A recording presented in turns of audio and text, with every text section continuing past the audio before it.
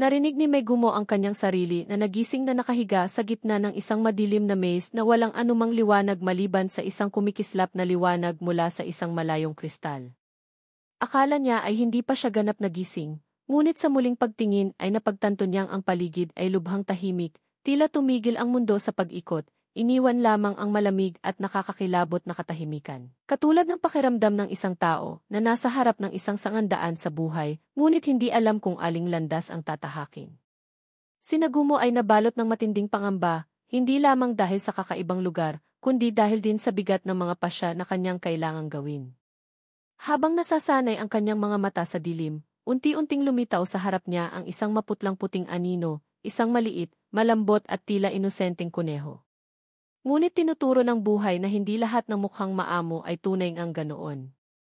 At ngayong araw, matututuhan ni Nagumo ang araling iyon sa isang hindi kaaya-ayang paraan. Bago pa siya makagalaw, dalawang mababangis na lobo ang biglang lumabas mula sa dilim, mabilis na tulad ng kidlat, at agad na umatake sa kuneho na may bagsik ng isang mandaragit. Habang pinagmamasdan niya ito, si Nagumo ay nanatiling nakatayo, nabigla at nag-aalala sa magiging kapalaran ng kuneho. Ngunit ang sumunod na pangyayari ay lubos na nagpahinto ng kanyang paghinga, sa halip na maging biktima. Ang kuneho ay biglang tumindig ng may di masukat na bilis at sa isang iglap ay biniyak ang dalawang lobo, gamit ang isang matalim at eksaktong atake na para bang isa itong bihasang mandirigma. Walang ibang nasabi si Nagumo, kundi sa takot ay bulalas na, isang kuneho ang pumatay ng mga lobo. Narinig ni Nagumo ang mga mabibigat na yabag ng oso na yumanig sa lupa, matapos nitong patayin ang kuneho at agad na itinuon ang pansin kay Nagumo. Kahit tumakbo siya ng buong lakas, inabutan pa rin siya ng matutulis na kuko ng oso, tinamaan siya ng isang malakas na hampas na naging sanhi ng pagkakaputol ng kanyang braso. Ang matinding sakit ay kumalat sa buong katawan niya, ngunit mas lalo siyang nayanig nang makita ang oso na umangata sa kanyang braso mismo sa harap ng kanyang mga mata. Sa sandaling iyon, halos mawala ng pag-asa si Nagumo. Sa gitna ng kanyang takot at pagkalito, nagawa niyang i-activate ang kanyang kakayahan, sunod-sunod siyang lumikha ng mga pader na yari sa lupa at bato upang harangan ang landas ng oso. Sa wakas, nakatakas siya patungo sa isang malalim na kuweba at sa sobrang pagod, naramdaman niyang unti-unting nawawala ang kanyang dugo at nawalan siya ng malay, iniisip na iyon na ang katapusan. Ngunit sa oras na tila wala ng pag-asa, isang himalang liwanag mula sa malapit na kristal ang kumislap. Ang kristal na ito ay hindi pangkaraniwang bagay, naglalaman ito ng sinaunang mana, isang kapangyarihang maaaring magligtas sa kanya mula sa bingit ng kamatayan. Alam niyang maaaring magdulot ng hindi inaasahang epekto ang pag-inom ng likido mula rito, ngunit dahil wala na siyang ibang pagpipilian, inabot niya ito at ininom. Habang nangyayari ang transformasyon, ang katawan ni Nagumo ay dumaan sa isang matinding pagbabago na lampas sa inaasahan. Ang dating itim niyang buhok ay unti-unting naging makinang na kulay pilak, kumikislap sa ilalim ng madilim na ilaw ng maze. Ang kanyang mga kalamnan ay namintog ng lakas, at ang mga ugat ay lumitaw sa kanyang balat habang tila bawat selula ng kanyang katawan ay pinupuno ng bago, makapangyarihan at mapanganib na enerhiya. Hindi lang ang kanyang anyo ang nagbago, kundi pati na rin ang kanyang kalooban. Ang kakayahan niyang kontrolin ang mana, na dati ay karaniwan lamang, ay tumaas ng labis. Hindi na niya kailangang bumigkas ng mga orasyon upang maisagawa ang mga komplikadong mahika. Ngayon, sapat na ang pag-iisip at ang enerhiya ay kusang dadaloy mula sa kanyang katawan na parang walang katapusang agos ng mahika. Si Nagumo ay hindi na ang mahina at mahiyain na batang lalaki na dati. Sa kanyang pilak na buhok at malamig, matalim na mga mata, para na siyang nilalang na kalahating tao, kalahating halimaw, isang tunay na mga ngaso na kayang lamunin ang kanyang mga kalaban upang palakasin ang sarili. Ang kanyang pagnanasa sa paghihiganti at pagnanais na mabuhay ay nagsanib, kaya't naging isang walang awang makina ng pakikipaglaban. Sa bagong lakas na ito, sinimulan ni Nagumo ang kanyang malupit na paglalakbay ng paghihiganti. Una niyang linlangin ang isang multong lobo sa isang bitag, nang walang pag-aatubili, mabilis niyang inangat ang mga bato at lupa, ibinaon ang halimao sa isang mabigat na masa ng bato. Sa isang malamig na ngiti, hindi lamang niya pinaslang ang lobo, kundi walang takot pa niyang kinain ito agad-agad. Habang nilulunok ang bawat piraso ng matigas at inaning karne, ramdam niya ang mailap na enerhiya ng halimaw na sumasanib sa kanyang katawan. Patuloy ang pagtaas ng kanyang lakas sa bawat tibok ng puso, sa bawat paghinga, lalo siyang nagiging makapangyarihan. Hindi siya tumigil doon. Patuloy na ginalugad ni Nagumo ang mga lihim ng maze na puno ng mga bihirang mineral sa kanyang kakayahang kontrolin ang mana at walang katapusang pagkamalikhain. Sinimulan niyang gamitin ang mga mineral upang lumikha ng mga bagong uri ng sandata. Isa sa kanyang pinakanakamamamanghang likha ay ang paggawa ng baril mula sa isang bihirang uri ng bato na matatagpuan sa maze. Ang baril na ito, na may lubos na katumpakan at lakas ng pagsira, ay naging kapaki-pakinabang na kasangkapan sa paghihiganti ni Nagumo. Nang muling makasalubong ang malisyosong kuneho na dating gumambala sa kanya, hindi nag-atubili si Nagumo. Sa isang desididong kilos, tinaas niya ang baril at pinaputukan ito ng diretsyo sa ulo. Ang tunog ay umalinggao sa buong maze habang agad na bumagsak ang nilalang. Nang hindi man lang namalayan kung ano ang nangyari, lumapit si Nagumo ng kalmado, yumuko. At ipinagpatuloy ang kanyang nakakatakot na ritual ang pagkain sa kuneho upang masipsip ang lakas nito. Sa bawat hakbang patungo sa pinakaloob ng labirinto ni Nagumo, ramdam niya ang transformasyon sa sarili, hindi lamang sa pisikal kundi pati na rin sa kaisipan. Siya ay naging mas malakas, mula sa isang iniwang kabataan na pinagtaksilan tungo sa isang mandirigmang walang kinatatakutan. Ang kanyang layunin ay hindi lang mabuhay kundi hanapin at wasakin ang mga nagtaksil sa kanya, ang mga nagtulak sa kanya sa ganitong matinding kalagayan. Gayunman, hindi doon natatapos ang paglalakbay ni Nagumo. Sa loob ng madilim at mapanganib na labirinto, natuklasan niya ang isa pang misteryo, isang mahiwagang dalagang nakakulong nakaakit-akit. Isang hindi maipaliwanag na udyok ang nagtulak sa kanya upang iligtas ito, kahit na alam niyang sa paggawa nito. Ibig sabihin nito ay kailangang harapin ang pinakamakakilabot na mga halimaw at mga hamong hindi pa kailanman nararanasan, ngunit handa na siya, handa upang harapin, lumaban, at maging isang mangangaso na walang sinumang nangahas na hamunin. Si Nagumo ay sanay sa matitinding pagbabagong pisikal tuwing kumakain siya ng laman ng makapangyarihang mga halimaw o umiinom mula sa mahiwagang kristal. Ang kanyang mga katangiang pisikal, bilis, lakas, at tibay ay lumulundag na parang nilalampasan na niya ang hangganan ng pagiging tao. Unti-unti siyang nagiging isang halos di matatalong nilalang. Subalit, ibang-iba ang pagkakataong ito. Matapos niyang kainin ang karne ng isang dambuhalang oso at inumin ang tubig mula sa kristal sa kanyang kamay, hindi niya naramdaman ang anumang pagbabago, ni kaunting sensasyon ng pag-angat ay wala.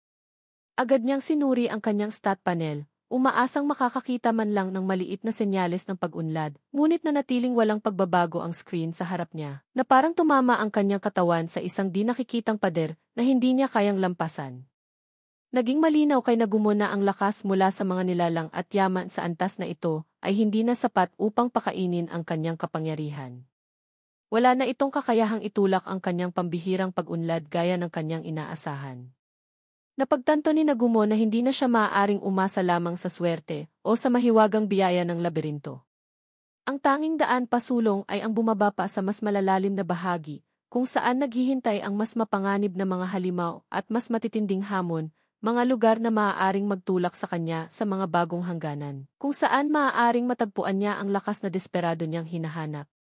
Sa panibagong determinasyon, bumaba siya sa hagdanan papunta sa pinakamalalim na bahagi ng labirinto. Ang kanyang mga hakbang ay umaalingaw sa madilim at malabong landas sa unahan.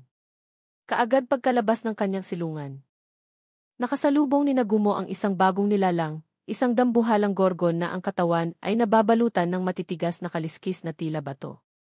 Ngunit ang mas nakakatakot ay ang mga mata nito.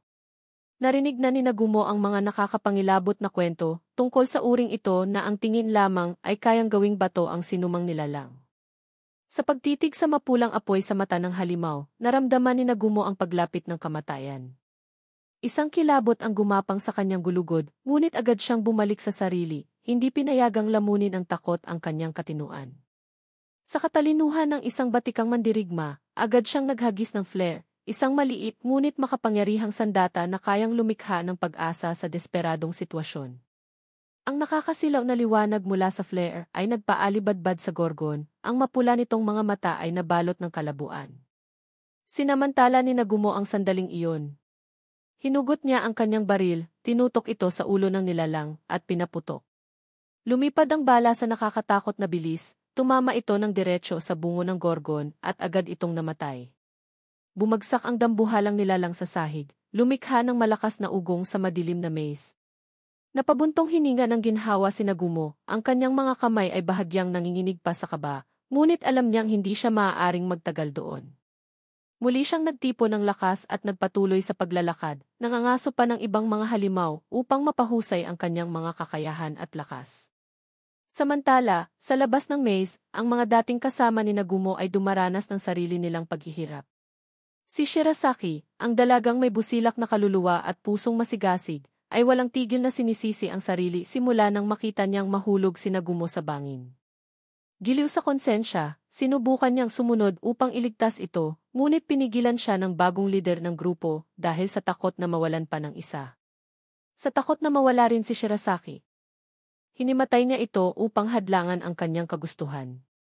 Simula noon si Shirasaki ay nahulog sa malalim na pagtulog, walang kamalay-malay sa paligid. Si Shizuko, isa pang miyembro ng dating grupo, ay hindi rin nakaligtas sa damdamin ng kawalan at pag-aalala. Palagi niyang sinasabi sa sarili na kailangan niyang maging mas malakas upang maprotektahan ang mga mahal niya. Ngunit tuwing siya ay nag-ensayo, hindi mawala sa isipan niya ang imahe ni Nagumo. Nakatuon si Shizuko sa bawat hampas at kilos, ngunit hindi niya maiwaksi ang pag-aalala kung buhay pa si Nagumo o tuluyan nang nawala sa kailaliman. Nang matapos ang sesyon ng ensayo at siya'y bumalik, nagising si Shirasaki. Ang kanyang mga mata ay punong-puno ng kawalan ng pag-asa habang tinatanong kung nasaan si Nagumo. Hindi alam ni Shizuko kung paano sasagot, kaya niyakap na lamang niya si Shirasaki nang mahigpit habang sabay silang tahimik na umiyak. Samantala, nalampasan na ni Nagumo ang ika-50 palapag ng laberinto, kaharap ang isang napakalaking pintuang bato. 2 estatwang bato ang nakabantay sa dambuhalang pintuan, ngunit gumalaw ang mga ito nang hindi inaasahan habang siya'y papalapit, na isiniwalat ang kanilang tunay na anyo bilang 2 halimaw. Ang mapupulang mata ng mga ito ay nagliliyab ng pagkapuot sa gitna ng dilim. Nang walang pag-aatubili, bumunot si Nagumo ng kanyang baril at itinutok sa pulang halimaw, pinaputok ito ng isang nakamamatay na bala na agad nitong pinatumba. Gayunpaman, ang pangalawang nilalang na napapalibutan ng mahiwagang baluti ay hindi madaling matalo.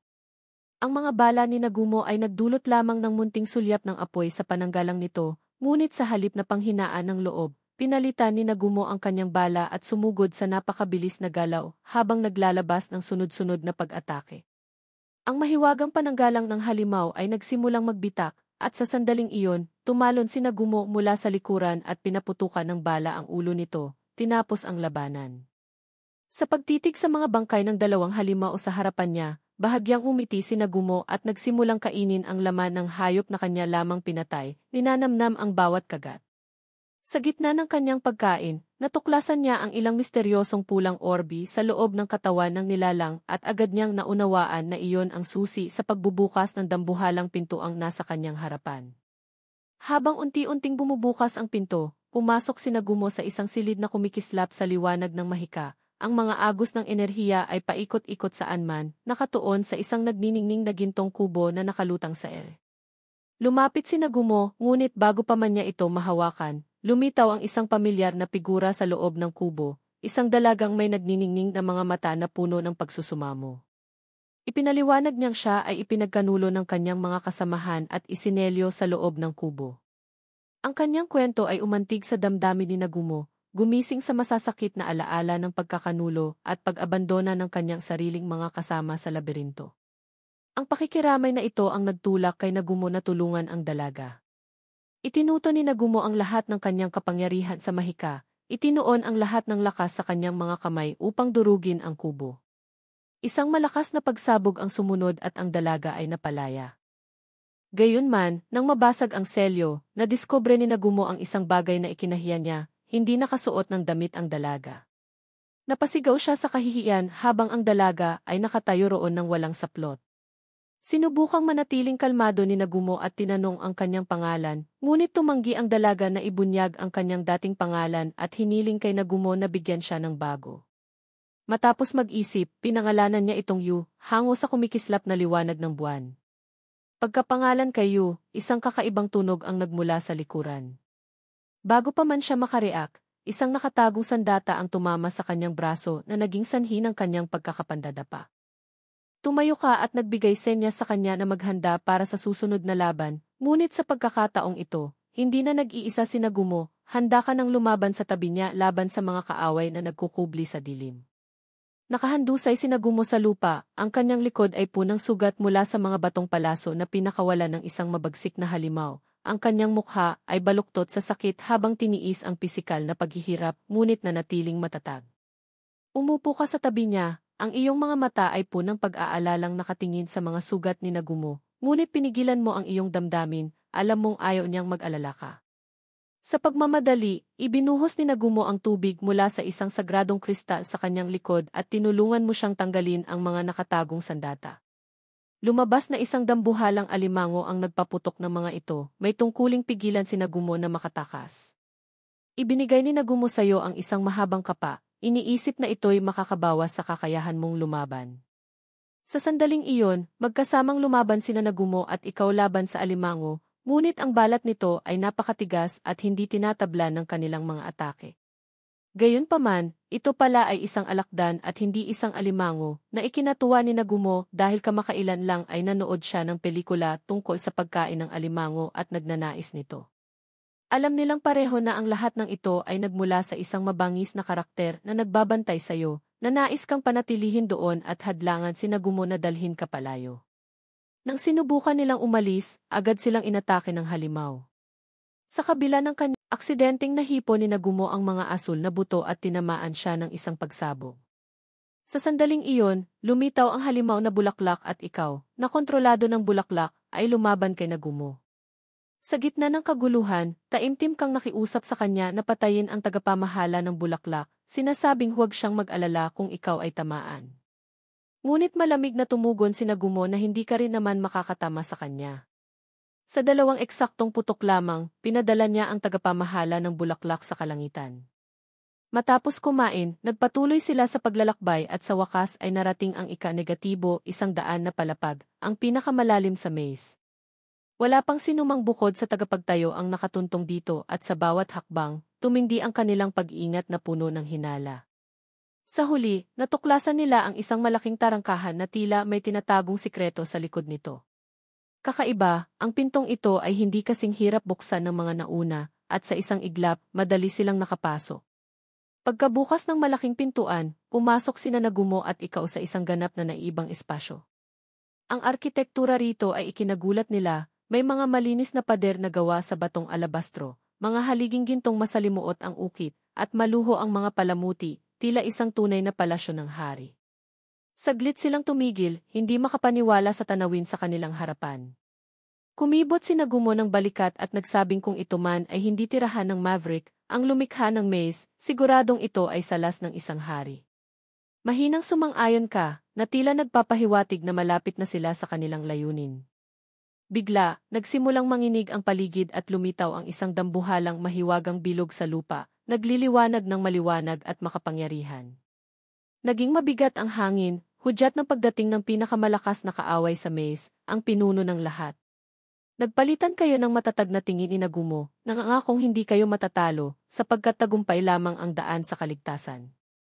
Unti-unting lumitaw mula sa mahiwagang bilog ang dambuhalang anyo ng halimaw, isang higanting ahas na walang katapusang katawan at may 5 ulo, bawat isa ay sumasagisag sa makapangyarihang elemento. Ang kanilang pagsasanib ay bumuo ng isang nakakikilabot na nilalang kung saan ang bawat ulo ay may kakayahang magdulot ng matinding kapinsalaan. Walang pag-aatubili, itinapat ni Nagumo ang kanyang baril at pinaputukan ang mga ulo ng apoy at tubig, ang putok ng baril ay umaalingaungaw. Samantala, agad kang gumamit ng yelo upang tamaan ang ulong may elemento ng kahoy. Gayunman, agad nilang napagtanto na ang labanang ito ay hindi ganoong kadali tulad ng kanilang inaasahan. Ang mga ulo ng dambuhalang ahas ay hindi lamang makapangyarihan, kundi may kakayahang pagalingin ang kanilang sarili sa nakakagulat na bilis. Anumang sugat na tinamo mula kay Nagumo at sayo ay agad na gumagaling. Higit pa rito, sa tuwing ang isang ulo ay umaatake, ang isa namang ulo ay dumedepensa bilang ganti sa isang ganap na sabay-sabay at maayos na pagsunod. Naramdaman ng dalawa na kung hindi nila agad matutuklasan ang kahinaan ng kalaban ay masasangkot sila sa isang walang katapusang laban. Agad nilang naunawaan na ang totoong target nila ay ang puso, ang pinagmumulan ng kapangyarihan ng ahas. Sabay silang umatake, ngunit biglang sumulpot ang isa pang ulo ng ahas upang harangin ang atake at agad ding gumaling ang puso. Lalong lumala ang sitwasyon habang ang pag-atake at depensa ng mga ulo ng ahas ay nagsalimbayan, lumilikha ng isang ipo-ipong kaguluhan na mahirap hulaan. Sa gitna ng matinding labanan, biglang tinamaan si Yu ng isa sa mga ulo ng ahas at tumilapon siya sa isang pader ng bato. Nahilo siya habang pilit na bumabangon at napagtanto niyang nakakulong siya sa isang mahiwagang haula. Ang nagumo na lagi niyang pinagkakatiwalaan ay tila iniiwan siyang mag-isa. Labis ang pighati, takot, at kawalang pag-asa na bumalot sa kanya, kaya't napasigaw siya. Isang sigaw na umalingaw sa buong lugar na parang hiyaw ng tulong, bago siya bumagsak sa lupa na waring nawala na ang lahat ng pag-asa. Ngunit bago pa dinala ni Yu si Nagumo pabalik sa pansamantalang kanlungan nila habang nanginginig siyang inabot ang banal na tubig upang ipainom sa kanya sa pag-asang mailigtas pa ito bago lumala ang kanyang kalagayan dahil wala ng ibang opsyon. Nagpasya si Yu na siya na mismo ang haharap sa laban, kinuha niya ang baril ni Nagumo at sumugod sa ahas, ngunit kahit gaano karaming bala ang kanyang pinaputok, hindi sapat ang mga sugat na kanyang idinulot upang mapahina ang halimaw habang naghahanda ang ahas. Para sa isa pang pag-atake, ginamit ni Yu ang lahat ng natitira niyang lakas upang ipagtanggol ang sarili, ngunit lalong lumala ang sitwasyon sa oras na iyon. Biglang lumitaw si Nagumo mula sa likuran, niyakap si Yu at hinila siya palayo mula sa hampas ng ahas sa tamang oras. Parehong bumagsak sa lupa at napahagulgol si Yu, labis na nabalot ng takot at pangamba. Para sa kinabukasan, ang kanyang pag-iyak ay tila nagpagising ng isang nakatagong kapangyarihan sa loob ni Nagumo na may matatag na determinasyon na hindi hayaang magpatuloy ang sitwasyon. Bumangon siya habang naglalagablab ang kanyang mga mata sa paninindigan. Sinabi niya kay Yu na magtatagumpay sila ng magkasama at hindi susuko. Pagkatapos ay hiniling niya kay Yu na inumin ang kanyang dugo upang mapalakas siya habang siya naman ang tatanggap ng mga atake. Mabilis niyang inihagis ang mga granada sa paligid ng ahas, tinatamaan ang kisam ng kuweba at pinaguho ito sa napakalaking katawan ng halimao sa isang mapagpasyang sandali. Pinakawalan ni Yu ang lahat ng natitira niyang mahika upang lumikha ng isang napakalakas na atake, at inihagis ito direkta sa katawan ng ahas. Ang matinding lakas ng ataking iyon ang tuluyang nagpabagsak sa halimaw matapos ang tensyonadong laban. Tuluyang nawalan ng malay si Nagumo sa sobrang pagod at si Yu na kapwa rin pagod ay humiga sa tabi niya, ramdam ang mahihinang hininga ng buhay na nananatili pa sa kanilang dalawa. Sa sandaling iyon ng katahimikan, sabay silang huminga ng maluwag sa wakas. Tapos na ang labanan at magkasama pa rin sila. Samantala sa isang malayong palasyo, ang isang pari at guro ay nagtatalo ng mainit. Sinubukan ng pari na pilitin ang mga estudyante na sumama sa laban sa kabila ng kanilang pag-aatubili. Ang guro na naiinis sa di makatarungang pamimilit ay nangakong hindi tutulong sa bukid o sa iba pang gawain kung magpapatuloy ito. Naalala niya ang pangako niyang protektahan ang lahat, isang bagay na dapat sana inagawa na niya noon pa bago pa umalis si Nagumunang. Makita ng pari ang kanyang paninindigan, siya ay sumuko at nangakong hindi pipilitin ang sinuman na lumaban kung ayaw nila. Pagmulat ni Nagumo, ang unang naramdaman niya ay ang matinding sakit mula sa kanyang mga sugat na bagamat hindi pa ganap na gumagaling ay maingat namang nabendahan gayunpaman. Labis ang pagkagulat ni Nagumo nang matuklasan niyang hubad siya, nakabalot lamang sa isang malambot na kumot, at si Yu ay nasa parehong kalagayan sa tabi niya. Bumilis ang tibok ng puso niya at agad siyang nakaramdam ng matinding pagkapahiya. Hindi na siya nagdalawang isip pa at agad niyang inactivate ang isang electric field sa takot bilang pagtatanggol sa sarili. Habang tinatawag si Yu, napalihim niyang tinatawag na ang seksit uhaw sa dugo na magising. Dahan-dahang iminulat ni Yu ang kanyang mga mata at isang banayad na ngiti ang gumuhit sa kanyang mga labi nang makita ang natatarantang si Nagumo. Marahang hinaplos ni Yu ang mukha niya na para bang pinapakalma ang bagyong bumabalot sa kanyang dibdib. Ang kalmadong tinig ni Yu ang tumulong kay Nagumo na muling makabawi sa sarili at napagtanto niyang ang lugar na ito ay hindi basta-bastang silid kundi ang Mavericks Domain, isang misteryoso at mapanganib na espasyo. Ngunit sa sandaling ito, ang kakaibang pakiramdam ng kaligtasan mula sa presensya ni Yu ay pansamantalang nagpatanggal ng kanyang pag-aalala tungkol sa lugar. Matapos magbihis, lumapit ang dalawa sa isang kalapit na abandonadong bahay. Ang bahay na ito ay hindi lamang maganda kundi may mga makabagong kagamitang partikular na kapansin-pansin, ay ang isang malaking paliguang kumikislap na puno ng malinaw na tubig. Siyempre, hindi pinalampas ni Yu ang pagkakataong maligo na halos ikasakal ni Nagumo na agad tumanggi ng walang pag-aalinlangan. Matapos makaligtas sa paanyaya ng sabayang paliligo, nagpatuloy silang mag-eksplora sa ikalawang palapag kung saan nadiskubre nila ang isang malaking aklatan, ngunit ito ay mahigpit na nakakandado. Dahil hindi sila makapasok, nagpasya silang umakyat sa ikatlong palapag kung saan iisang silid lamang ang naroroon. Sa gitna ng silid, sa isang antigong upuan, ay nakaupo ang isang kalansay ng tao na marahil ay maihawak ng susi sa kanilang pagbabalik sa ibabaw. Nang lumakad si Nagumo papasok sa gitna ng magic circle, isang pulang liwanag ang kumislap at nagsimulang sumulpot ang mga imahe sa kanyang isipan. Bigla, ang kalansay ay nagbago ng anyo at naging imahe ng isang makisig na lalaki na tumayo at tumingin kay Nagumo. Agad na naging alerto si Nagumo, ngunit inihayag ng lalaki na siya ang lumikha ng labyrinth. Sinubukan ni Nagumo na makipag-ugnayan sa espiritu, ngunit agad niyang napagtanto na ito'y isang recording lamang at hindi isang tunay na espiritu. Sa kabila nito, matyagang nakinig si Nagumo kahit wala siyang natanggap na sagot sa kanyang mga tanong habang isinasalaysay ni Oscar ang katotohanan tungkol sa palasyo at sa layunin ng mga lumikha nito. Nagsimulang maunawaan ni Nagumo na hindi pala kasing simple ng inaakala niya ang lahat. Ang mga gumawa ng lugar na ito ay hindi masasama, taliwas sa mga kumakalat na tsismis, nais lamang nilang protektahan ang mundo mula sa mga madidilim na puwersa. Samantala, ang mga dating kakampi ni Nagumo ay nakarating na rin sa ika-65 na palapag.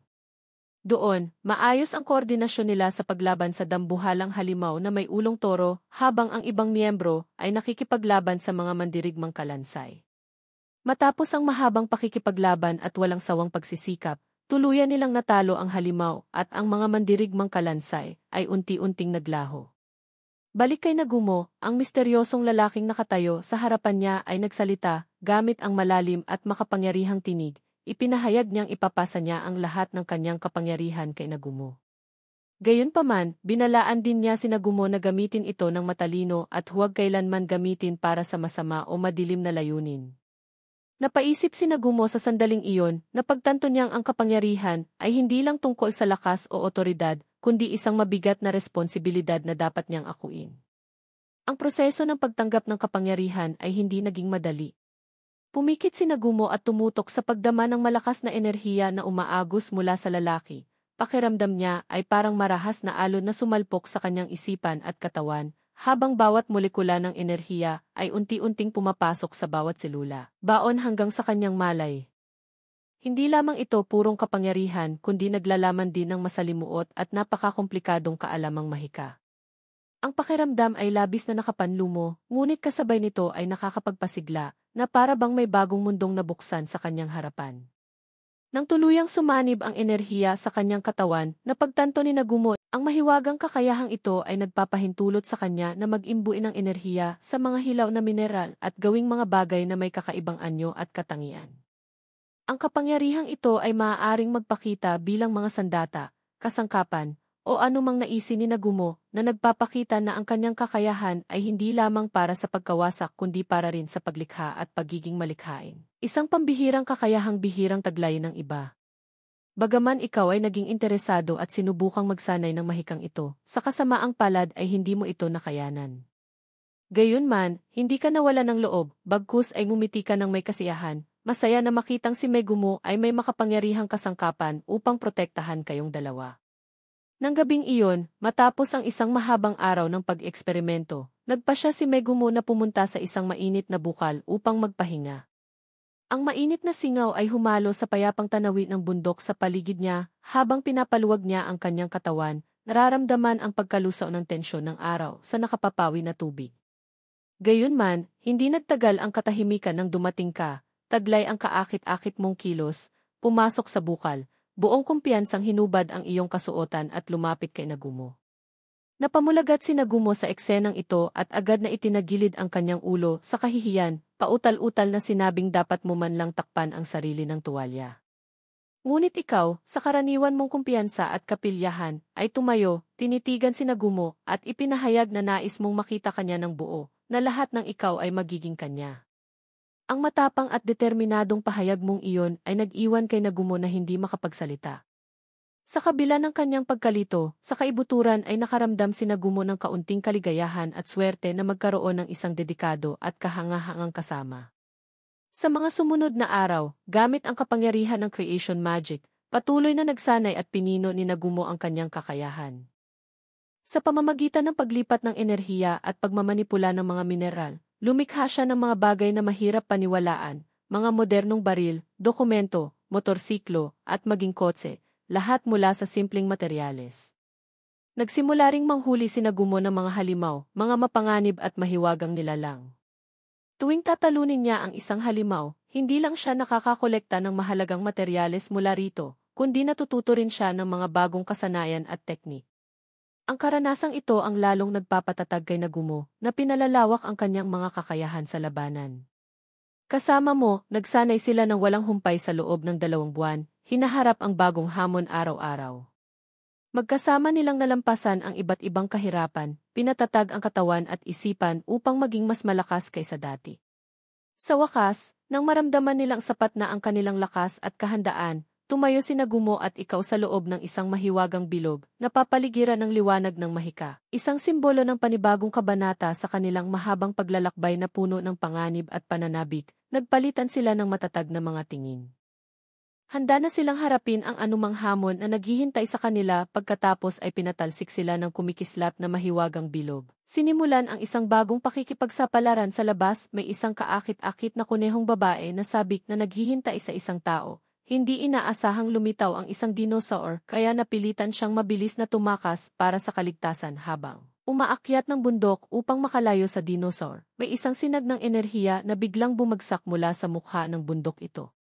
Ay si Nagumo na katatapos lamang lumabas mula sa labyrinth at siya rin ang taong hinahanap ng kunehong babae habang sila'y nagagalak sa kanilang pagtakas. Lumapit ang kunehong babae at ipinahayag na matagal na siyang naghihintay sa kanila, sinubukan niyang tumalon at yakapin sila, ngunit dahil sa limitadong kakayahan niyang tumalon. Natapos siya sa pagbagsak ng mukha sa lupa, desperadong kumapit siya sa mga binti ni Nagumo at nakiusap na huwag siyang iwan. Sa sandaling iyon muling lumitaw ang dinosaur sa harap ng tatlo na nagdulot ng pagkataranta sa kunehong babae at pinilit ang lahat na tumakas dahil napakalakas na nilalang gayunman. Itinaas lang ni Nagumo ang kanyang baril at binaril ang dinosaur na agad nitong napatay na bigla ang kunehong babae sa kanyang lakas, ngunit patuloy pa ring kumapit sa mga binti ni Nagumo. Nakaramdam ng banta si Nagumo kaya itinapat niya ang baril sa kanya, ngunit tumanggi itong bumitaw sa huli. Napilitang pumayag si Megumo na tulungan siya sa sobrang tuwa.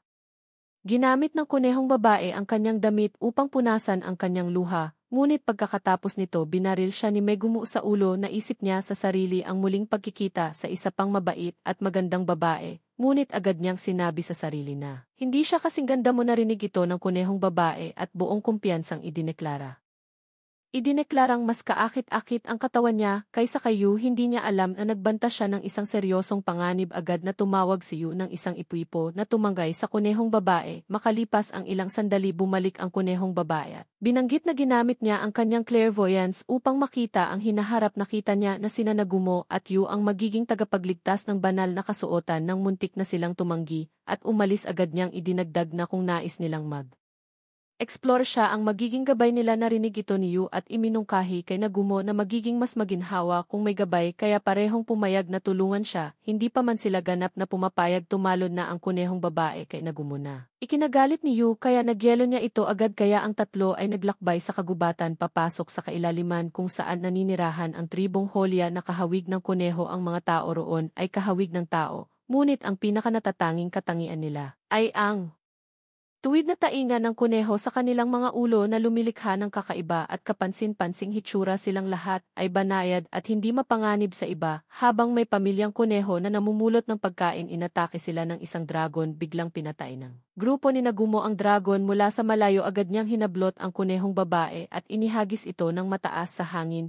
upang akitin ang mga dragon. Matapos barilin ang bawat dinosaur, nahuli ni Nagumo sa tamang oras ang kunehong babae bago ito tumama sa lupa. Kung hindi ay tiyak na kapahamakan ang sinapit niya sa mga sumunod na araw. Sina Nagumo at Yu ay patuloy na pumatay ng mga halimaw sa kagubatan. Nakatalo ng malaking bilang. Kinaumagahan, lumapit ang mga tao ng banal na tribo upang makiusap sa dalawa. Nasanain sila upang maging mas malakas. Nagsimula ang pagsasanay ni Yu at ng kunehong babae, ngunit pagkapasimula palang tinanggay na ni Yu ang kunehong babae kasama ng kanyang mga pangarap samantala ang mga taga-nayon ay sobrang mahiyain.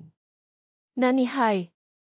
Di nila kayang pumatay ng daga kaya wala silang silbi sa labanan na dama ni Nagumo ang kawalang pag-asa sa kanilang banayad na kalikasan, kaya dinurog niya ang isang bulaklak na labis nilang minamahal at sinabihan silang magseryoso idineklarang sa mundong ito ay pumatay o mapatay sa mga sumunod na araw. Nagpatuloy si Yu sa pagsasanay kasama ang kunehong babae, paulit-ulit niya itong nagyelo, ngunit nagawang magasgasan ng kunehong babae ang mukha ni Yu nang dumating si Nagumo. Nagyabang ang kunehong babae na parang nanalo siya ng isang dakilang tagumpay, ngunit sa oras na iyon dumating din ang mga taga-nayon na may masilakbong hitsura na hindi malinaw kung paano naging mukhang nakakatakot ang lahat dahil sa paraan ng pagsasanay ni Nagumo. Habang papalapit ang araw ng pag-alis dinala sila sa isa pang tarangkahan na kahawig ng tarangkahan ng labyrinth.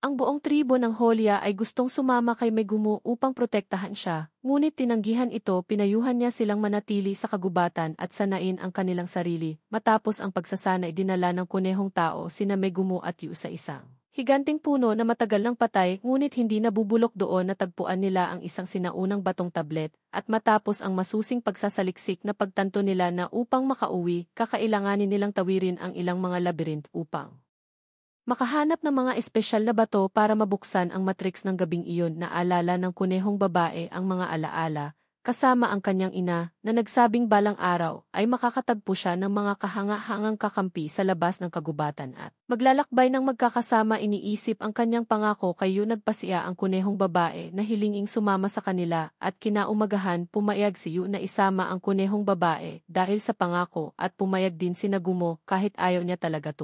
Tuwa ang kunehong babae na masimulan ang panibagong paglalakbay nila nang marating nila ang isang bangin aksidenteng na diskubre ng kunehong babae na si Shi ang isang madilim at mamasa-masang kuweba na tila may mga misteryosong lihim kahit wala siyang balak na mag-imbestiga. Na naig ang kanyang kuryusidad at nagpasya siyang pumasok sa loob upang tingnan kung ano ang nandoon, umaasang baka makahanap ng kayamanang makapagbabago sa kanyang buhay. Habang papasok ng mas malalim sa kuweba bigla niyang natuklasan ang isang lihim na lagusan kaya inakala niyang ito ang daan patungo sa kayamanan. Habang lumalalim sa ilalim ng labyrinth si Nagumo ang nauna, tuloy-tuloy na nagde-deactivate ng mga bitag gamit ang kanyang baril. Hindi nagpapahuli si She. Hinarap din niya ang mga sorpresa ng labyrinth. Muntik na siyang matamaan ng isang bitag na labis na nagpagulat sa kanya, kaya napaihi siya sa takot. Ang kanyang mukha ay namumutla at puno ng pagkabahala. Dahan-dahan nilang narating ang mas mapanganib na lugar kung saan ang isang madilim na pasilyo ay humahaba ng walang katapusan. Sa gitna ng dilim biglang gumulong ang mga higanting bato papunta sa kanila. Mabilis na binunot ni Nagumo ang kanyang baril upang barilin ang mga bato, ngunit bago siya makakilos sumugod na si Shi na parang hangin. Gamit ang kanyang dambuhalang maso pinulbos niya ang mga bato at pinatalsik sa mga pader. Ang akala nilang nalampasan na nila ang pagsubok, dalawang matalim na talim mula sa kisame ang biglang bumagsak, nilalagpasan ang hangin.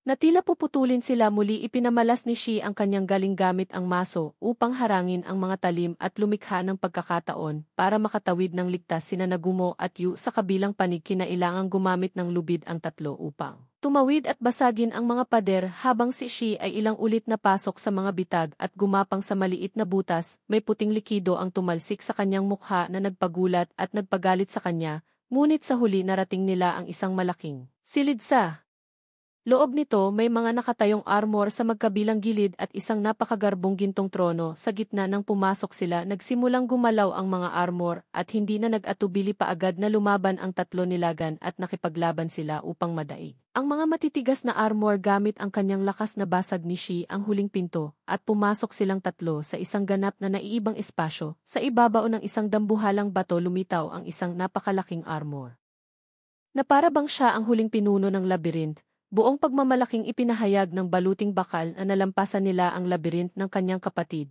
Ipinakilala ang sarili bilang si Mingi at tinanong si Nagumo tungkol sa kanyang tunay na layunin. Walang pag-aatubili, sumagot si Nagumo na hinahanap niya ang dakilang mahika na magbibigay sa kanya ng kakayahang malayang makapaglakbay sa pagitan ng mga mundo.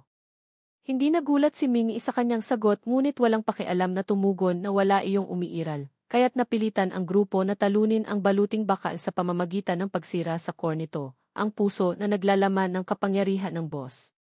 Gayunpaman, hindi ito madaling gawain dahil gawa sa sobrang matigas na metal ang armor at may kakayahang magpagaling ng sarili.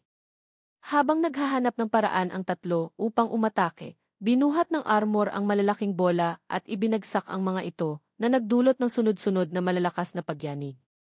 Sinamantala ng armor ang kaguluhan at nagtangkang tumakas, ngunit mabilis na hinarangan ni Nagumo ang daraanan nito.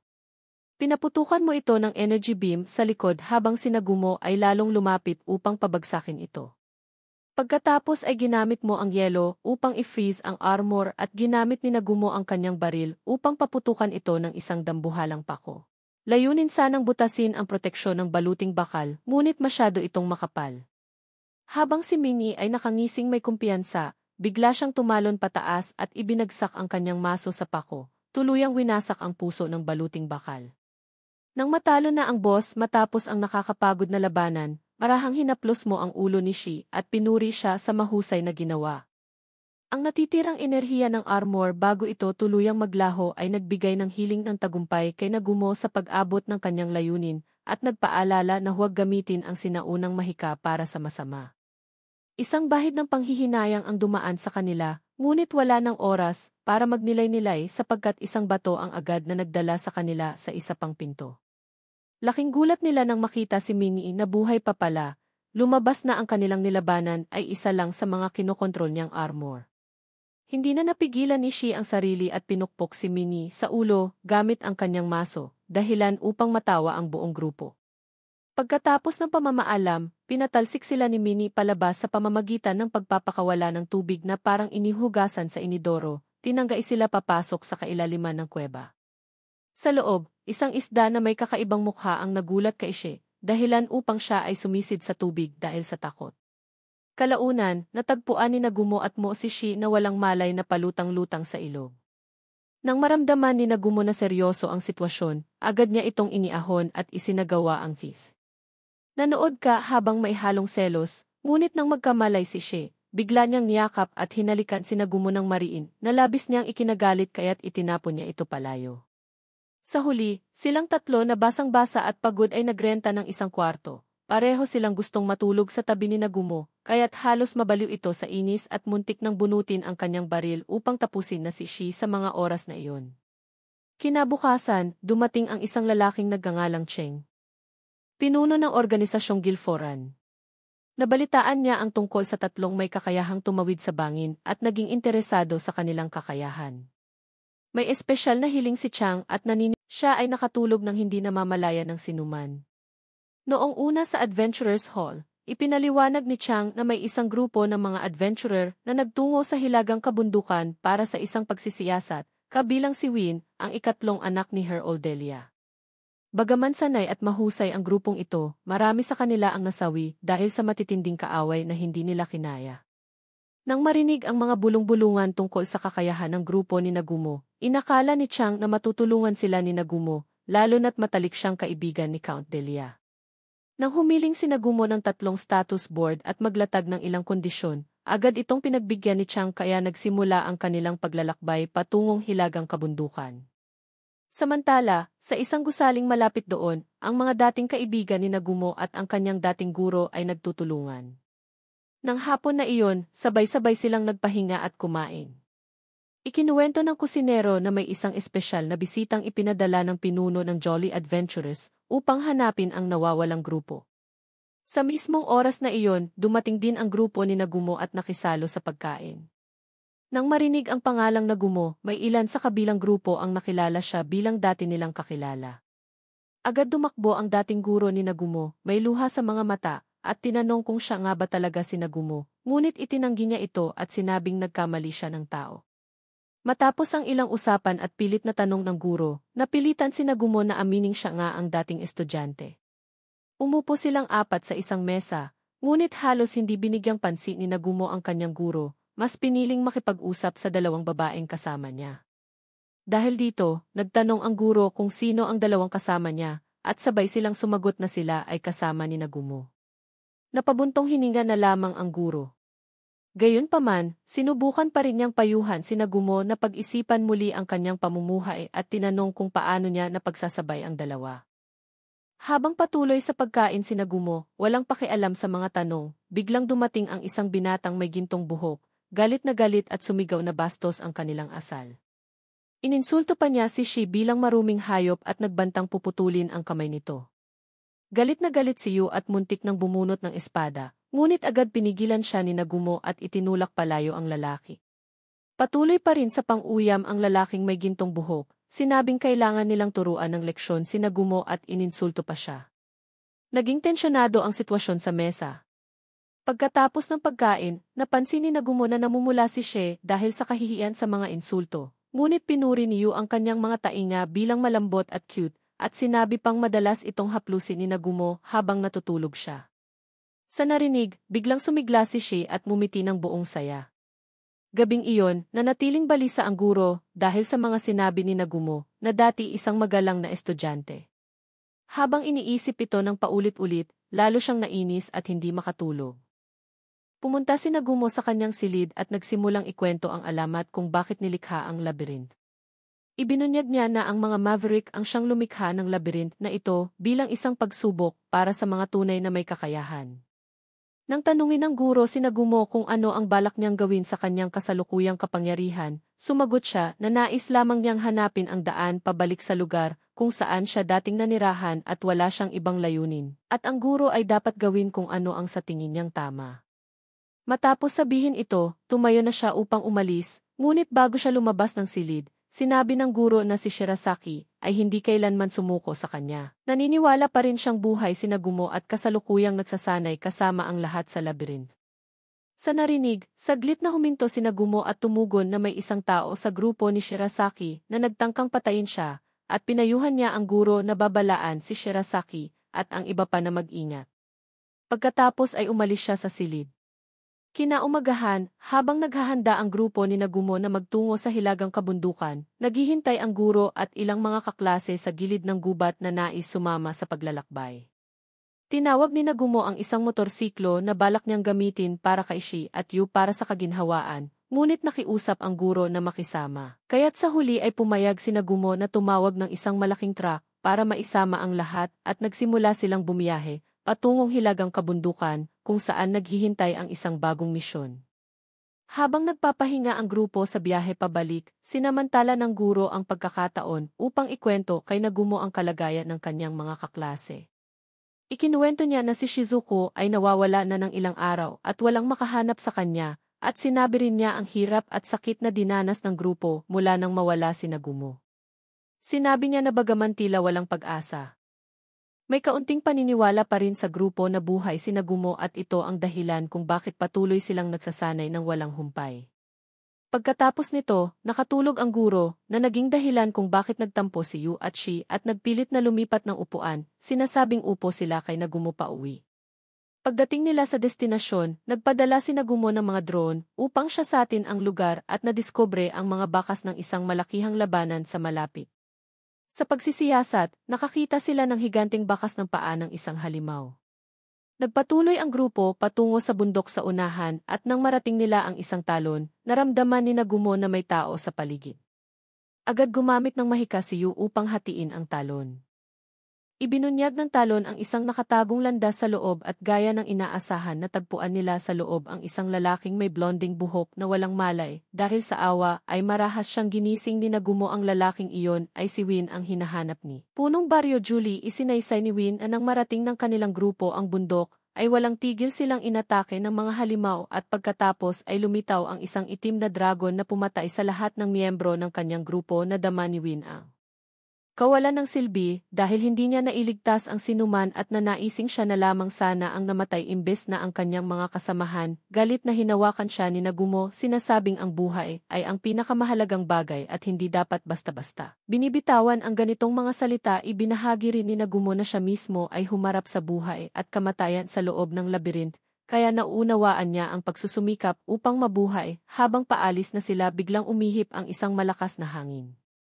Senyales ng pagdating ng itim na dragon na binanggit ni Win. Naghanda ang dragon upang magpakawala ng malakas na atake sa grupo, ngunit agad na nagpasulpot ng isang panangga si Nagumo upang salagin ito sumugod si Shi gamit ang kanyang maso habang gumamit si Yu ng mahika upang pasabugin sa paligid ng mga mata ng dragon upang harangan ang paningin nito, subalit hindi sapat ang lakas ng atake, at patuloy pa rin ang paghabol ng dragon. Sinabi ni Nagumo sa grupo na magtipon sa paligid ni Yu upang siya na lamang ang humarap sa dragon. Inilabas niya ang isang higanting rifle at walang tigil na pinaputukan ang dragon gamit ang pinakamalakas na lakas, habang si Yu naman ay lumikha ng panangga upang protektahan ang lahat mula sa pagsabog. Sa wakas ang walang humpay na pagpapaputok ni Nagumo ay tuluyang nagpaamo sa dragon. Nang bumagsak ang dragon, lumapit si Nagumo at sinuntok ito sa tiyan na naging sanhi upang isuka nito ang lamang loob. Hindi pa siya tumigil doon, naghagis pa siya ng granada sa dragon. Nagtangkan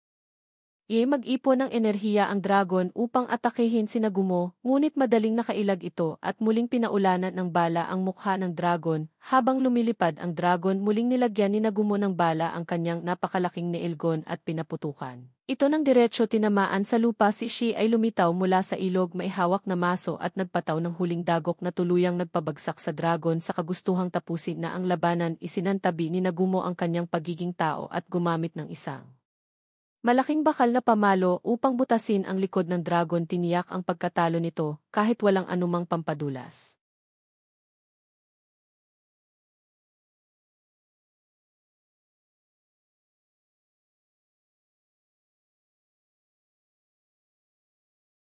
Na isa palang babae mula sa lahi ng dragon ay napasigaw sa sakit at nakiusap kay Nagumo na tanggalin ang bakal na pamalo. Ipinaliwanag niyang dahil sa ilang mga pangyayari ay napilitan siyang mapasok sa ganitong sitwasyon at taimtim na nakiusap kay Nagumo na alisin ang pamalo. Binalaan siyang maaaring magdulot ng sakuna ang kanyang pagbabalik sa orihinal na anyo. Sa kabila ng kanyang pagsusumamo, ay lalo pang ipinagdiinan ni Nagumo ang pamalo at tinanong kung bakit, kung totoo ngang extinct na ang lahi ng dragon, ay nandito pa siya at nakikipaglaban sa mga adventurer. Inamin ng babae na iniwan niya ang kanyang nakatagong nayon upang magsiyasat, ngunit nasakop ang kanyang isipan ng isang lalaking nakaitim na balabal. Iginiit niyang ang mga dragon kin ay kailan hindi nagsisinungaling at ang kanyang mga sinabi ay totoo. Tumingin si Yu sa kanyang mga mata at napagtanto niyang nagsasabi ito ng totoo. Ipinaliwanag ng babae na ang lalaking nakabalabal at ang mga halimaw ay may balak na maghatid ng malaking sakuna na gusto niyang pigilan. Gayunpaman, malamig ang tugon ni Nagumo na hindi siya interesado at muntik na niya ulit hampasin ang babae nang biglang humarang si Win at tinanong kung talaga bang balak niyang patayin ito. Sa sandaling iyon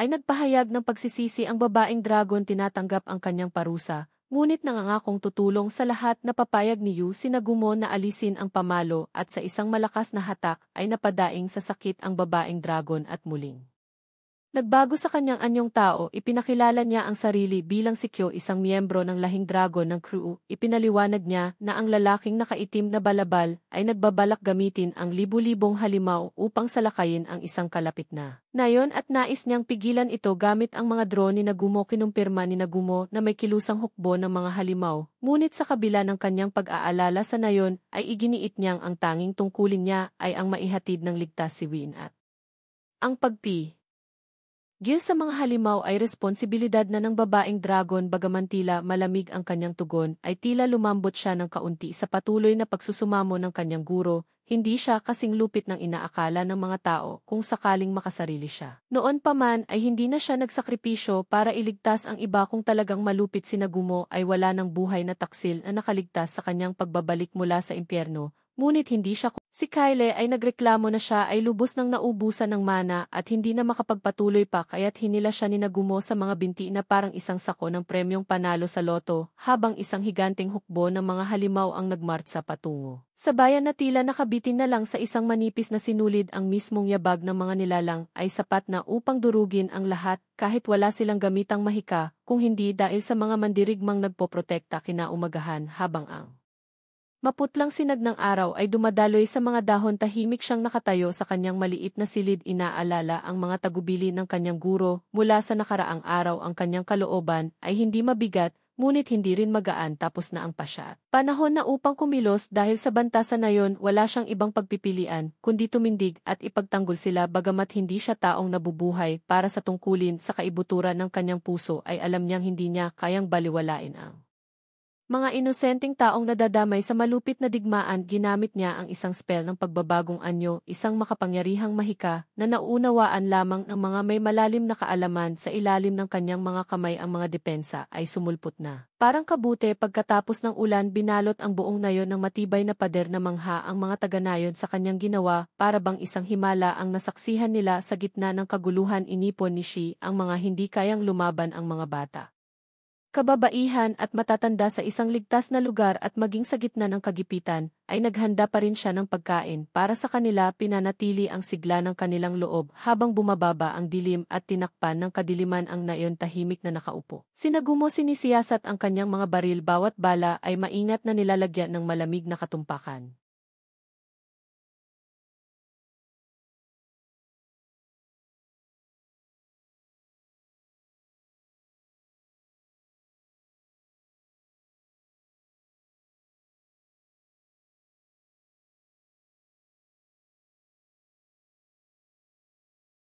Sa sandaling iyon ng katahimikan, dahan-dahang lumapit ang isang figura sa kanya, si Sheila, isang kaibigang minsan niyang iniligtas mula sa isang mapanganib na labyrinth.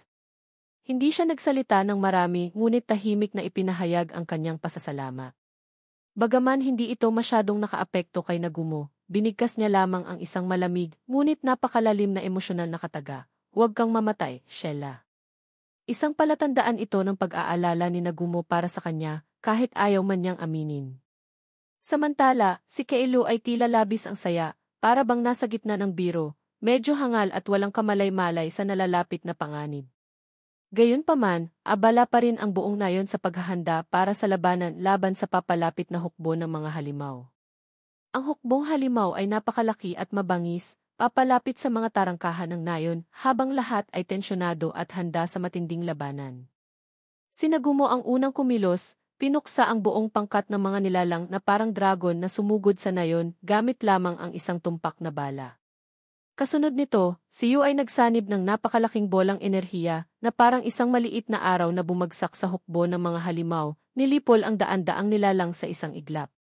Si Shi ay ginawang parang isang libangan lang ang pakikidigma, sa kanyang lakas at dambuhalang maso, walang patid niyang inatake ang kalaban. Habang si Kyle, kahit tila wala sa sarili, ay bumuga ng matinding apoy na tumupok sa alon-alon ng mga halimaw bago siya mapagod at makatulog sa gitna ng labanan. Si Yu ay may natitirang lakas pa upang magpakawala ng dalawang malalakas na atake, ngunit hindi na naghintay si Nagumo, kasama si She, sumugod siya sa mga natitirang halimaw. Walang pag-aatubili habang ang putok ng baril ay umaalingaw sa paligid at bawat bala ay lumilipad sa ere, upang puksain ang bawat halimaw na kanilang masalubong. Si She, sa kanyang liksi at lakas, ay ginamit ang kanyang maso upang pabagsakin ang bawat isa. Ngunit ang labanan ay hindi ligtas sa mga panganib. Isang dambuhalang mabangis na lobo ang sumalakay kay Shi mula sa likod. Akala'y mapapahamak siya, ngunit laking gulat nang malamang isa pala itong malaking husky wolf. Mahinahong umiti si Shi at hinampas ito sa ulo gamit ang kanyang maso, pinatumba ito ng mas mabilis pa sa kahit anong mahika. Sa huli, narating nila ang komandante ng hukbong halimaw, isang misteryosong figura na nakasuot ng itim na balabal. Malamig na binaril ni Megumo ang lobo na sinasakyan nito, agad niya itong pinabagsak at nang mabihag na nila ito. Napagtanto ni Nagumo na ang lalaking nakasuot ng itim na balabal ay walang iba, kundi isa sa mga estudyante ng kanilang guro, na gumawa ng kasunduan sa mga demonyo, kapalit ng papuri bilang isang bayani kung mapapatay niya ang guro. Ngunit napigilan ang lahat ng kanyang mga plano sa pagdating ni Nagumo. Sa halip na magalit, banayad na pinayuhan siya ng guro, umaasang magbabalik siya sa tamang landas. Gayunman, sa sobrang takot, tinutukan ng estudyante ang guro gamit ang karayom na mailason. Mag-intervene na sana si Nagumo, ngunit nauna si Shi, kaya't napilitan siyang bumaril, halos matamaan ang baywang ni Shi para lamang tamaan ang estudyante sa dibdib. Bagamat parehong uminom ng recovery potion sina Shi at ang guro, nanatiling nasa kritikal na kalagayan ang estudyante. Nagmakaawa ang guro kay Nagumo na iligtas ito, ngunit alam ni Nagumo na kailanman ay hindi na magbabago ang estudyante. Nang walang pag-aalinlangan, malamig niyang tinapos ang buhay nito, tinatapos ang kahit anong pag-asa sa pagbabago. Sa isang nayon na matinding sinunog at winasak, bago mamatay ay iniutos ng ama ni Kyo na mabuhay siya, sapagkat balang araw ay may darating na lalaban sa masasamang tao na responsable sa lahat. Ang propesyang ito ay tila isang babala para kay Kyo. Ramdam niyang papalapit na ang araw na iyon. Ngunit bago pa magpatuloy ang alaala ay ginising siya ni Yu mula sa kanyang pagbabalik tanaw at isinama siya ni Nagumo upang maglibot at tingnan ang magagandang tanawin ng lungsod. Pumunta sila sa isang aquarium kung saan natagpuan nila ang isang nagsasalitang halimaw, isang isdang may mukhang tao na mukhang kaakit-akit. Matapos mag-usap, pinuri ni Nagumo ang isda at binili ito, pagkatapos ay pinalaya. Samantala, tinanong ni Kyo si Yu kung naiirita ba siya sa palaging pagdikit ni Shi kay Nagumo, ngunit diretsahan niyang sinabi na hindi, may tiwala siya kay She dahil alam niyang mahal niya si Nagumo tulad ng pagmamahal niya kay Yu. Isang tiwalang pumipigil sa kanya para makaramdam ng paninibugho. Habang masaya at mapayapang naglalakad sina Nagumo at She, bigla nilang natuklasan ang isang mahina at halos mawala ng malay na buhay sa ilalim ng tubig. Isang sirenang babae na may payat na katawan at mga matang kumikislap sa takot. Tila dumaan sa matitinding araw ng paghihirap. Ang batang babae na nagngangalang Marie ay nakatakas mula sa malupit na kamay ng mga nagbebenta ng halimaw, kinidnap at ipinagbili sa itim na pamilihan. Nakaalpas si Marie ngunit labis na humina. Agad siyang dinala ni Nagumo at Shi sa isang dam kung saan dahan-dahan siyang nagkamalay at napagtanto na ang dalawang taong kaharap niya ay hindi kanyang kaaway. Nanginginig niyang ikinuwento ang kanyang trahedya. Agad siyang dinala ni Shi sa isang mainit na paliguan upang mapahupa ang kanyang katawan at isipan, habang mahinahong ginamit ni Nagumo ang hair dryer para patuyuin ang bawat hibla ng kanyang malambot na pilak na buhok. Sa unang pagkakataon, nakaramdam si Marie ng kaligtasan, ngunit nananatiling nababagabag sa takot na siya ay muling habulin. Nang marinig ang masakit niyang istorya, nagpasya si Nagumo na dalhin siya sa ampunan upang hanapin ang kanyang mga kamag-anak, ngunit ayaw siyang iwan ni Marie at ni Shi. Umiiyak siyang kumapit kay Nagumo na parang kapag siya'y bumitaw ay mawawala ang kanyang bagong tagpuan ng kaligtasan. Bagamat mabigat sa loob, kailangan pa ring dalhin ni Nagumo si Marie sa ligtas na lugar. Ngunit bago sila makaalis, bigla siyang nasugatan sa mukha ni Marie sa sobrang takot, nag-iwan ng matatamis na bakas ng galos. Pagkaalis nila sa ampunan, isang malakas na pagsabog ang narinig mula sa likuran. Agad na bumalik sina Nagumo at Shito nang makita ang mensaheng may dugo sa pader ng ampunan na humihiling ng agarang pagsuko ng batang may puting buhok. Walang pag-aalinlangan, pinili ni Nagumo at Shi na wasakin ang pader upang paikliin ang daan dahil malinaw na walang dahilan para umiwas kung maaari namang lumikha ng bagong daan gamit ang isang suntok. Nakipagtagpo sila kina Yu at Kyle at nagpasya ang apat na saliksikin ang buong lungsod upang lipulin ang mga mangangalakal sa itim na pamilihan. Bawat eskinita at gusali ay naging target ng grupo, walang pinagtaguan para sa mga kalaban, at isa-isa silang walang awang pinuksa. Sa huli, narating nila ang pangunahing kulungan kung saan ginugulpi ng mga bihag ang malupit na pinuno. Nang papaluin na ng lider si Yu dahil sa pagsuway, biglang bumagsak mula sa itaas si Nagumo at sinipa ito sa mukha ng sobrang lakas na halos wala itong kamalay-malay bago bawian ng buhay.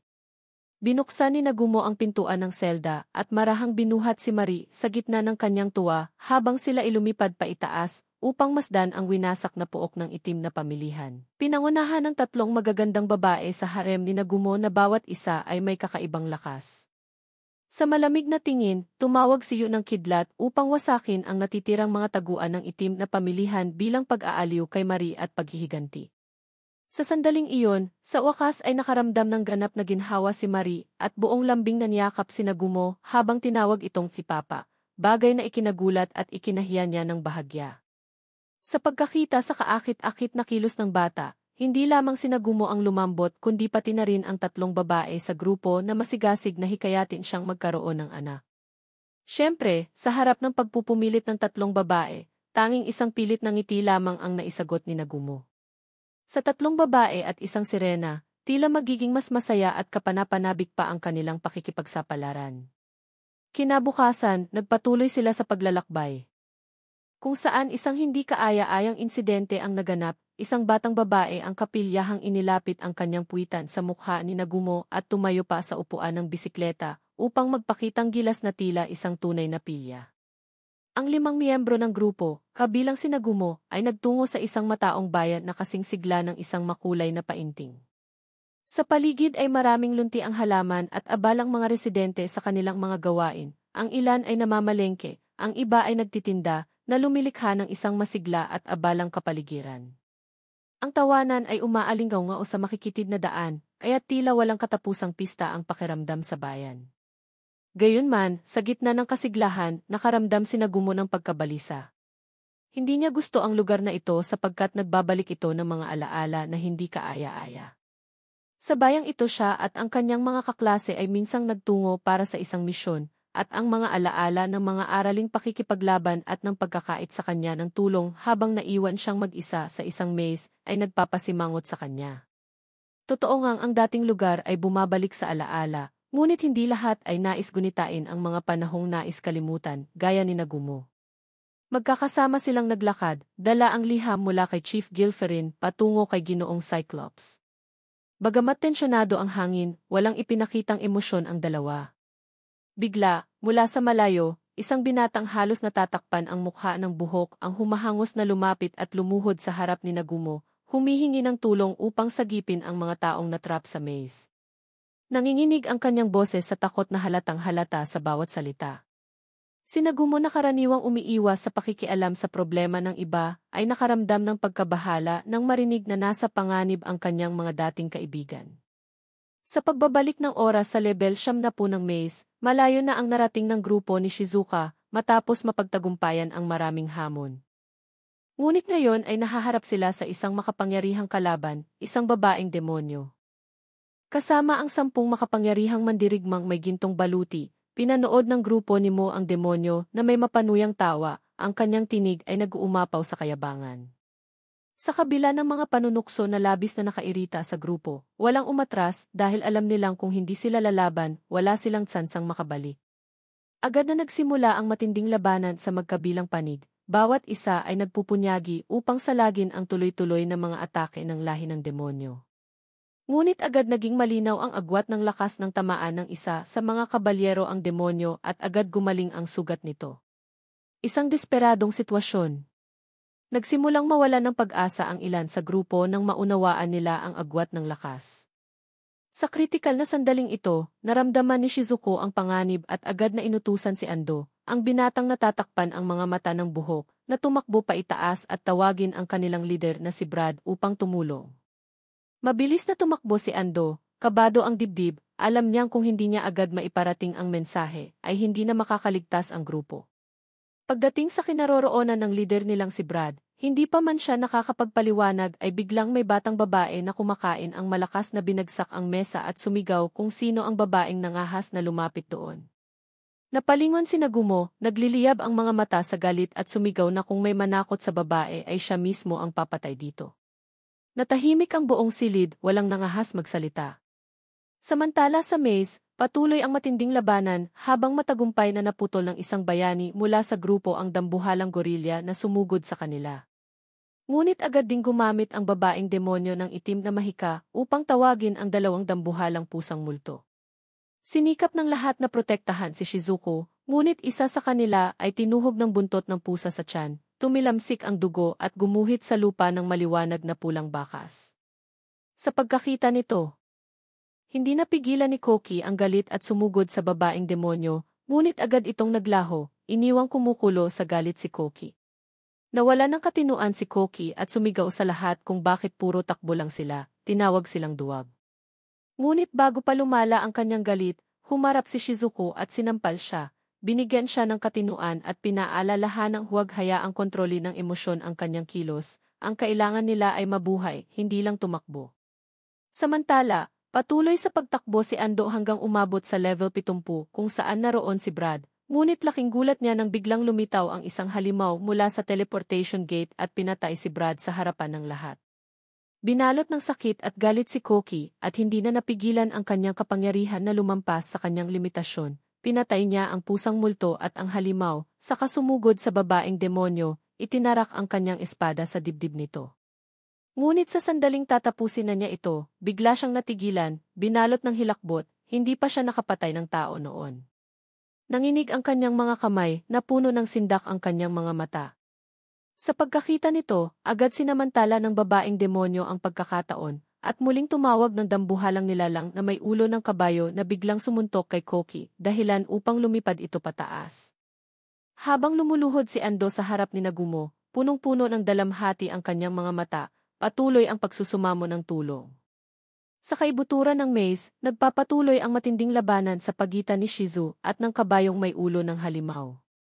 Kilala sa kanyang natatanging galing sa espada, si Shizu ngayon ay kaharap ang isang kakatwa at nakakatakot na kalaban.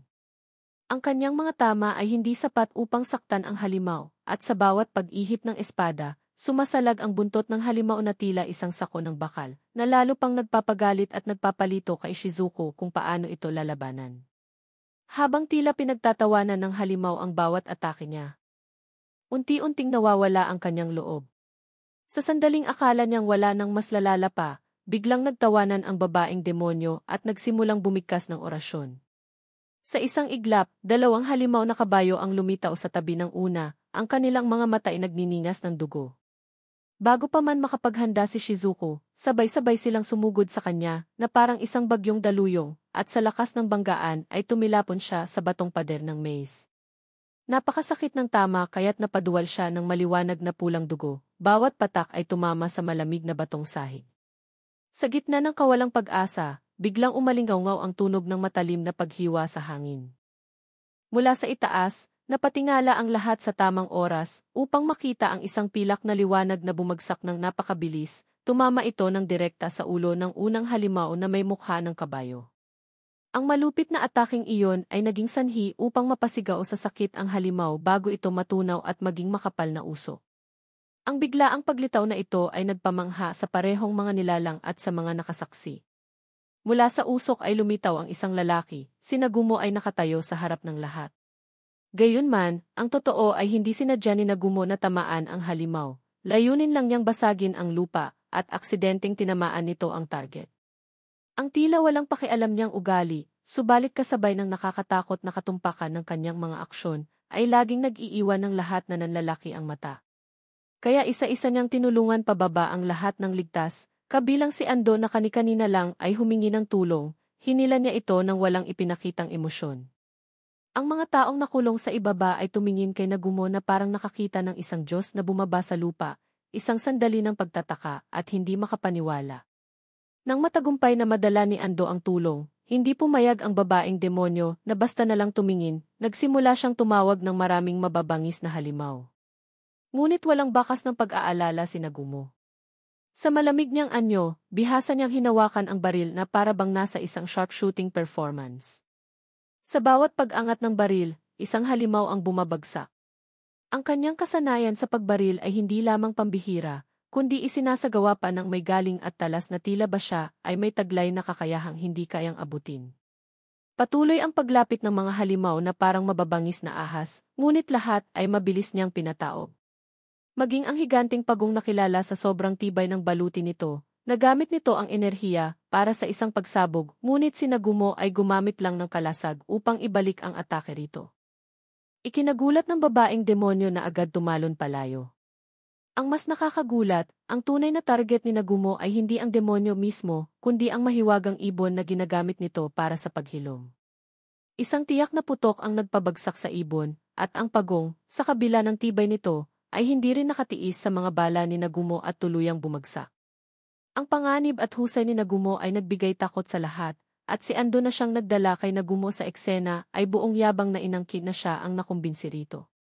Ang pulang buhok na lalaki sa grupo ay biglang nakaramdam ng kilabot sa kanyang likod. Ang lalaking minsang nagtangkang patayin si Nagumo ay ngayon ay kailangang tanggapin ang katotohanang buhay pa si Nagumo at mas malakas pa kaysa dati. Siya ay nagpanik, nanginginig ang boses at inakusahan si Ando ng pagsisinungaling. Ngunit si Yu na nasa tabi ni Nagumo ay may malamig na ekspresyon at mahigpit na nagbabala na kung lalapitan pa niya si Nagumo, dapat na siyang maghanda. Pagkatapos ng babalang iyon, sumugod ang mga halimaw na may mukha ng kabayo, ngunit isang itim na orb bilang mula kay Yu ang tuluyang pumatay sa kanila. Si Nakyo at Shizuko ay hindi rin nakatiis na hindi lumaban, sumali sila sa labanan at pumatay ng ilan pang halimaw upang mabawasan ang pagkabagot. Nagpatuloy ang labanan sa bilis na mahirap paniwalaan at hindi nagtagal ay malaki ang nabawas sa bilang ng mga halimaw. Ngunit bigla, nagdesisyon ang babaeng demonyo na gumamit ng mataas na antas na mahika, isang malakas na atake ang inilunsad nito patungo kay Nagumo. Napasigaw si Maya ng si Papa, ikinagulat ni Kaori na agad nagtanong, may anak si Nagumo. Ngunit bago pa makapagtanong pa si Kaori, lumapit na si Nagumo na walang nabago sa ekspresyon.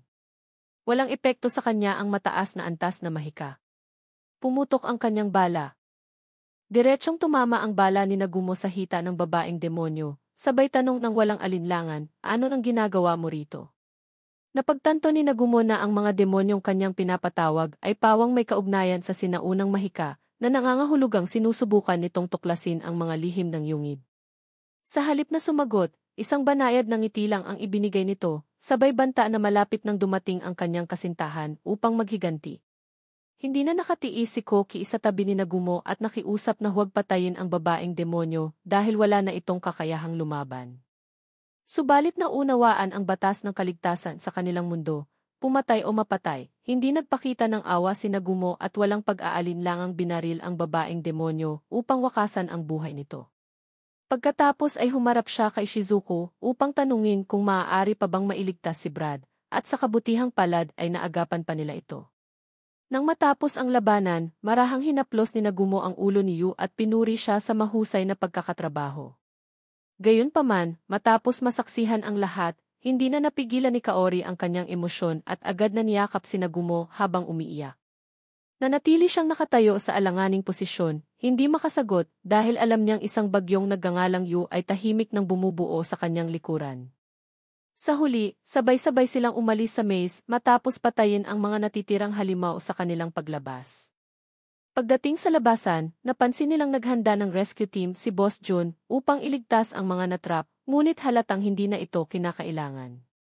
Makalipas ang ilang sandali, humiling si Kaori na sumama kay Nagumo, ngunit agad itong tinutulan ni Yu. Nagkatinginan silang dalawa na tila mortal na magkaaway, isang anghel at isang demonyo na parehong naglalaban para kay Nagumo. Sa huli, pinayagan pa rin ni Nagumo si Kaori na sumama sa kanilang grupo, bagay na lumikha ng napakabigat na tensyon kung saan walang sinumang nangahas na makialam. Kinaumagahan, nagpaalam ang lahat habang naghahanda sina Nagumo at ang kanyang grupo para sa kanilang panibagong paglalakbay. Ang pulang buhok na lalaki ay tumingin lamang mula sa malayo, hindi naglakas loob lumapit dahil sa takot na baka pagdiskitahan siya ni Nagumo. Ipinatawag ni Nagumo ang kanyang pamilyar na sasakyan at nagtungo ang kanilang grupo patungo sa panibagong pakikipagsapalaran na punong-puno ng pag-asa.